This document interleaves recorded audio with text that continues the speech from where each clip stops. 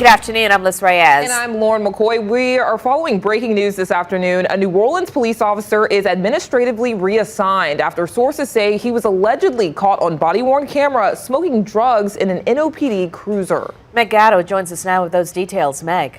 But law enforcement sources and the Office of Independent Police Monitor confirm an ongoing internal investigation into NOPD officer Maurice Bailey. Sources say a supervisor-initiated complaint against Bailey alleges he was caught on body-worn camera smoking drugs inside of a patrol car. Stella Zement, the Independent Police Monitor, says she can confirm the allegation on record, and the NOPD says Bailey was administratively reassigned as recently as mid-December for, quote, alleged improper activity.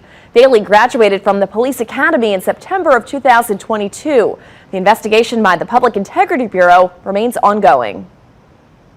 My understanding is that the department identified this potential misconduct quickly, acted swiftly, and took the appropriate actions under policy regarding this incident, and that the department is now asking critical questions, both for this individual and in terms of all employees, about whether or not there are any other concerns.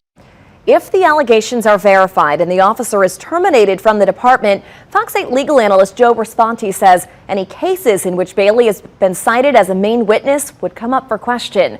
We've requested the body-worn camera footage of the alleged incident.